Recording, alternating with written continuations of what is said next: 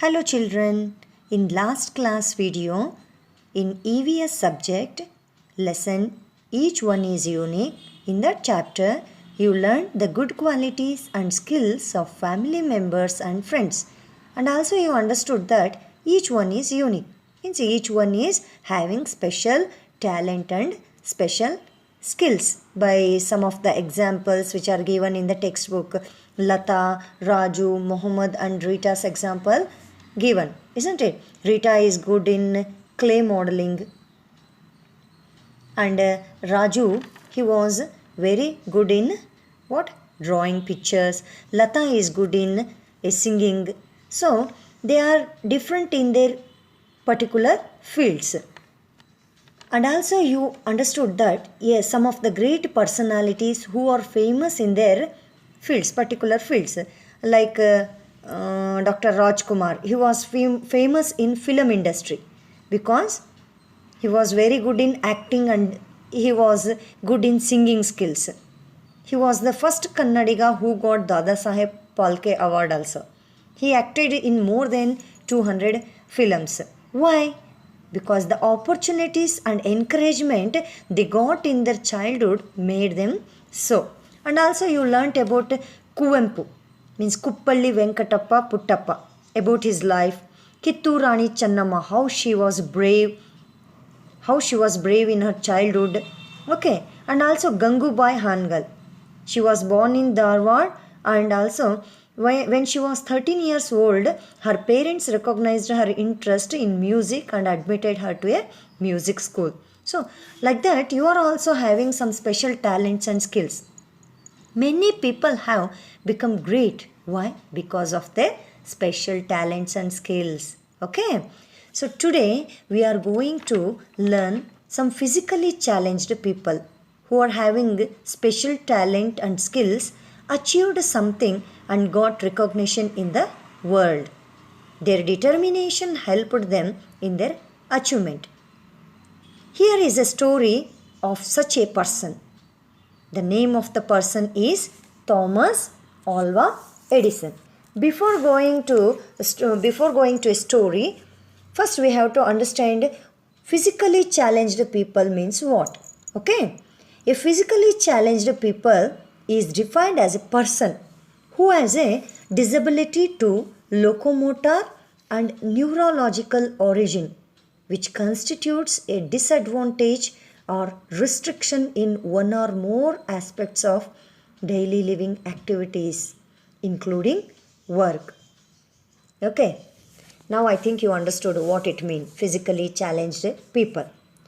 One of the person I told you, Thomas Alva Edison.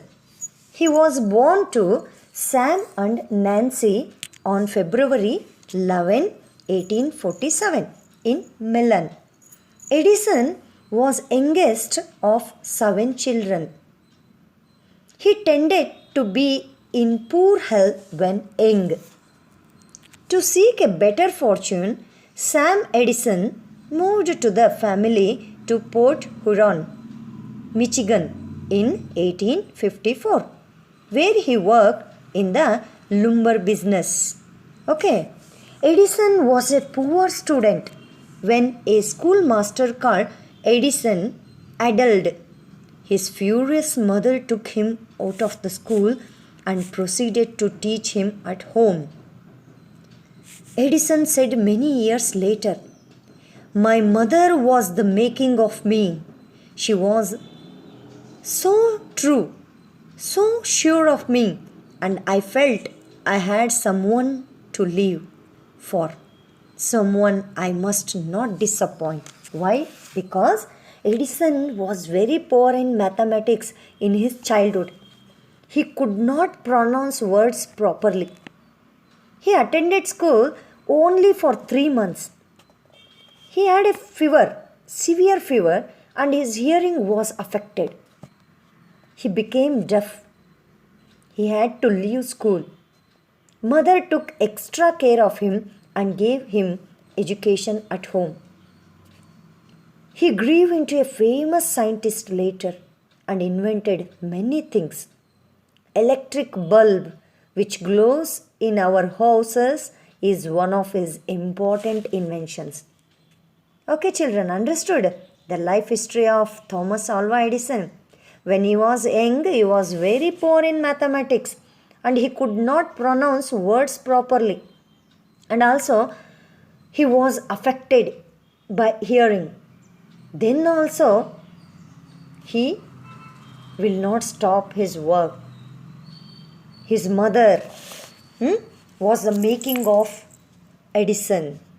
So, at last, Edison said after many years, means her mother was the making of Thomas Alva Edison. She was so true, so sure of me. I felt I had someone to live for, someone I must not disappoint. Okay, then. Now I will ask one question. Try to answer this. What do you learn from the life of Edison? Yes, what you learn? Now you heard the story, isn't it? So what you learn from the life of Edison? Yes, there is no success without hard work. If we work hard means we will get success in our life.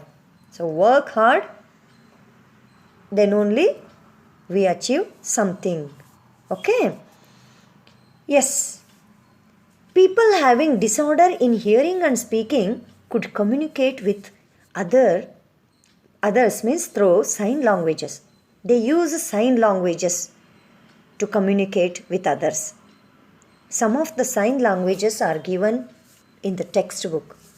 So, observe the sign languages which are given in the pages.